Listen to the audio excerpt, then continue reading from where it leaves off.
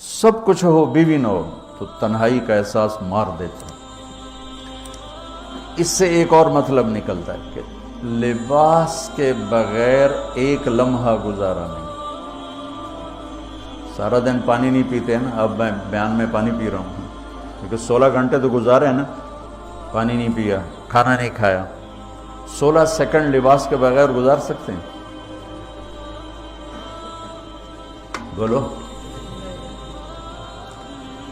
کوئی بھی کمرے میں نہ ہو، تم تنہا ہو، تم کپڑے اتارو تو تم اپنے آپ کو عجیب فیل کرو گے، تم خود اپنے آپ کو چادر میں چھپانے کی کوشش کرو گے۔ ان لباس ایک ایسی زبردست ضرورت ہے بلا دلیل کہ تم تنہا کمرے میں بھی کپڑے اتارو تو تم اپنے آپ کو عجیب سا محسوس کرتے ہو۔ اس سے پتہ چلا کہ بیوی کے بغیر کوئی زندگی نہیں ہے اور خامد کے بغیر عورت کی کوئی زندگی نہیں ہے۔ یہ ہمارا بدبخت معاشرہ ہندی کہ کسی بچی کو طلاق ہو جائے وہ گل سڑ کے مر جاتی، اس کی شادی نہیں ہوتی۔ کوئی جوان بچی بیوہ ہو جائے وہ سسک کے مر جاتی، اس کی شادی نہیں ہوتی۔ کوئی 40-50 سال کا ہو جائے مرد، اس کی بیوی مر جائے، کوئی اس کو لڑکی دینے کے لیے تیار کوئی نہیں۔ اور لباس کا لفظ بتاتا ہے کہ شادی کے بغیر انسان ننگا ہے، اور ننگے انسان کا کوئی کہیں بھی گزارا نہیں ہے۔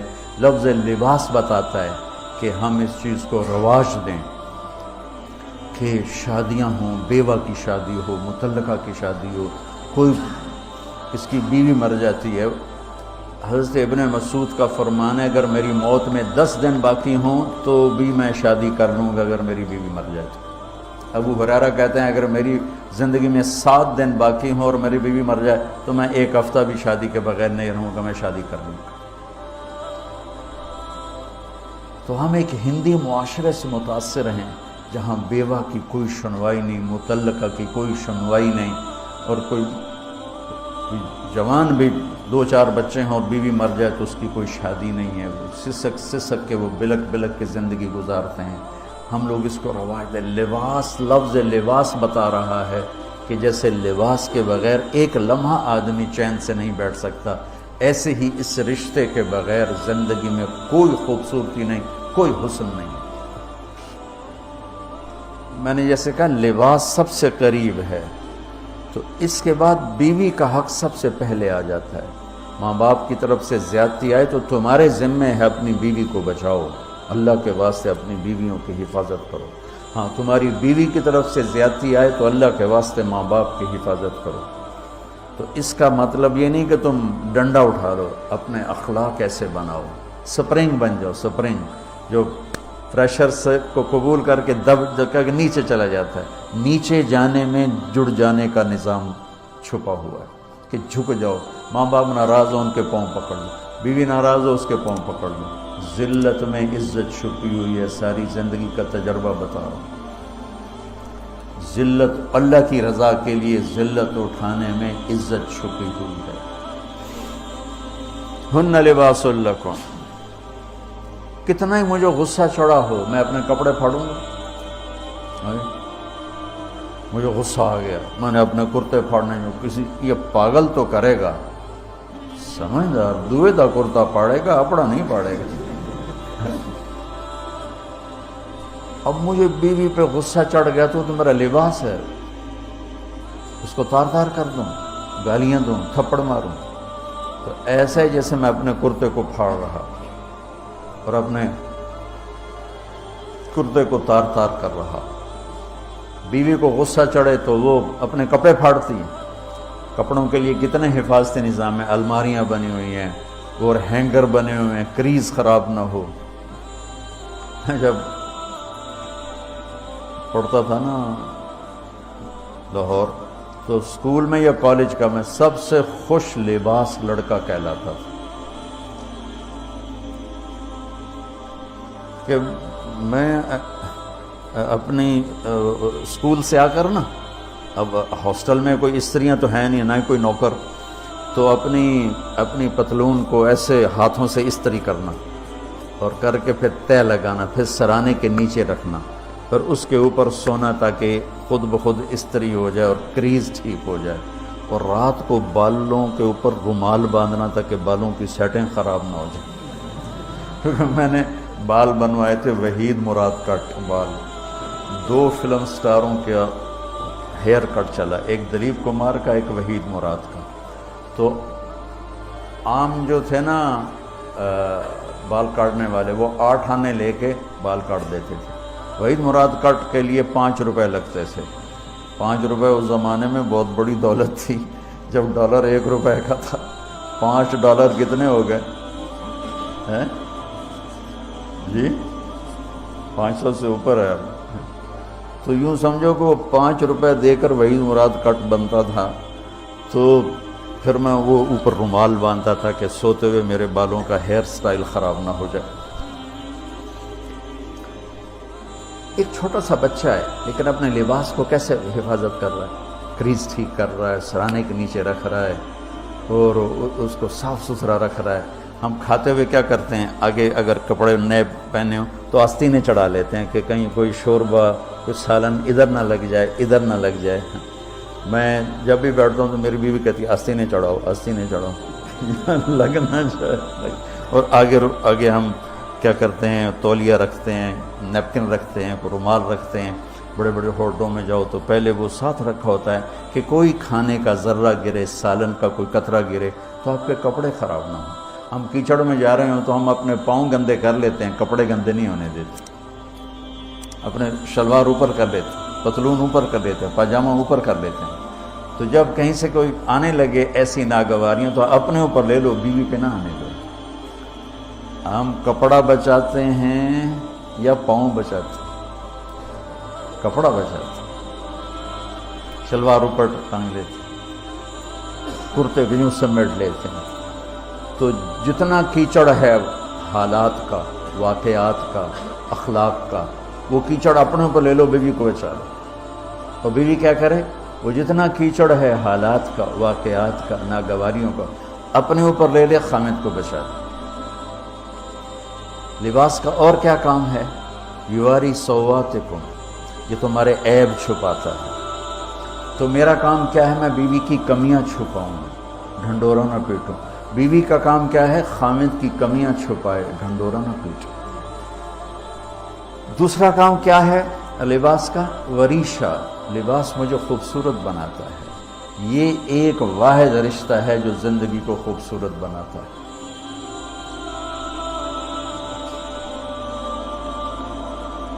ہن لباس لکم انتم لباس لہن.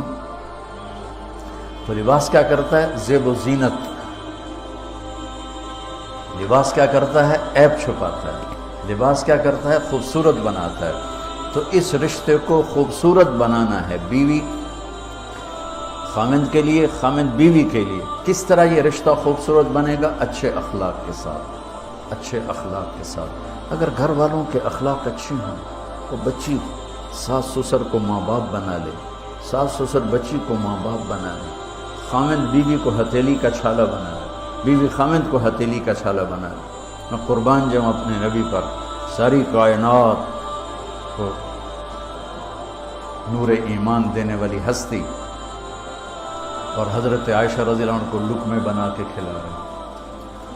کمال. حضرت عائشہ رضی اللہ تعالیٰ عنہ، وہ بڑی بڑی بوٹیاں ہوتی تھیں نا، وہ اٹھا کے ایسے نوچتی تو پھر رکھ دیتی، روٹی کا ٹکڑا اٹھاتی. میرے نبی وہی بوٹی اٹھاتے جہاں حضرت عائشہ نے نوچا ہوتا تھا، وہیں دکھا کے کرتے تھے، ان کی محبت کو لینے کے اور ہمیں سکھانے کے. حضرت عائشہ گلاس اٹھاتی، بڑے بڑے ہوتے تھے، اب تو یہ چھوٹے چھوٹے گلاس ہیں. بخل کا زمانہ آ گیا، پانی بھی تھوڑا دیں دیں. ہمارے دیہات کا کلچر تھا، اب تو مٹ گیا ہے، مہمان ہی کوئی نہیں ہوتے. جب کچی سڑکیں ہوتی تھیں اور ذرائع نہیں تھے تو بہت سے مسافر ہمارے ڈیروں میں آ کے رات گزارتے تھے.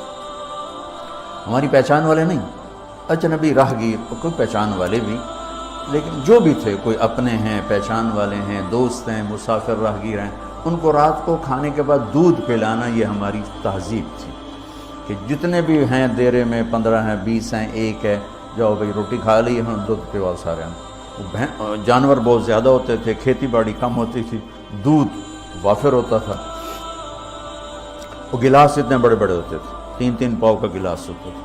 تو ایک ہمارے دادے کے زمانے کا نا چاچا لال سنپال وہ آ گیا دیرے میں، نوکر گیا دودھ پلانے، تو گلاس کو دیکھ کے نوکر سے کہندا پتر میں نہیں پیندا۔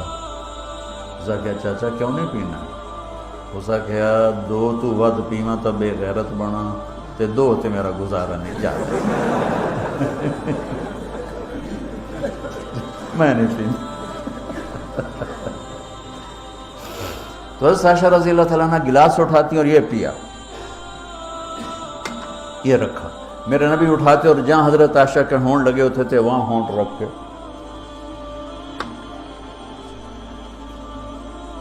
یہ زندگی سکھائی ہے۔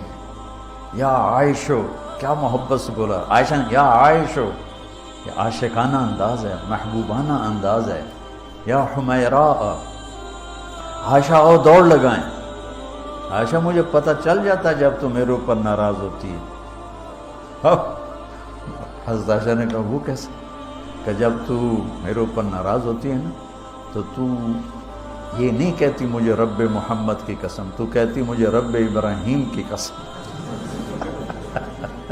جب تو میرے اوپر راضی ہوتی ہے تو کہتی ہے مجھے رب محمد کی قسم، اور جب تو میرے اوپر ناراض ہوتی ہے تو کہتی مجھے رب ابراہیم کی قسم۔ کہ یا رسول اللہ صلی اللہ علیہ وسلم نام ہی آپ کا نہیں لیتی، میرا تو دل آپ پہ کیا، میری جان قربان ہے آپ پر۔ عرب کے ماحول میں اظہار عشق عیب تھا بیوی سے، ہاں معشوق سے اظہار عشق ساری شاعری بھری پڑی، تم نے شعراء جاہلیت پڑھو یا بعد کو پڑھو، بھری پڑی۔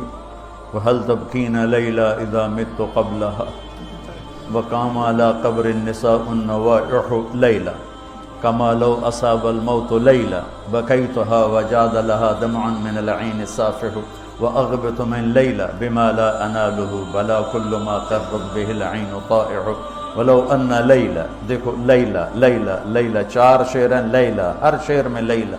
وَلَوْ أَنَّ لَيْلَ الْأُخَيْلِيَّةَ سَلَّمَتْ عَلَيَّ بَدُونِي جَنْدَلٌ وَصَفَائِحُ لَسَلَّمْتُ تَسْلِيمَ الْبَشَاشَةِ أَوْزَقَ إِلَيْهَا صَدًا مِنْ جَانِبِ الْقَبْرِ سَائِحُ۔ وہ بڑے زور شور سے لیلہ لیلہ لیلہ اپنے اشعار میں کہہ رہا ہے، لیکن بیوی سے اظہار عشق عیب، موت۔ اس ماحول میں جس میں بیوی سے اظہار عشق ایک عیب تھا اور معشوق سے اظہار عشق شاعری بھری پڑی۔ ترکت ہوا لیلا وسعد بمعزل، کیا کیا خوبصورت شاعری ہے۔ بے بالشموس الجانحات غواربا، اللہ بساط من الحریر جلاببا حاولنا تفدیتی وخفنا مراقبا فوضعنا ایدیہن فوق ترائب۔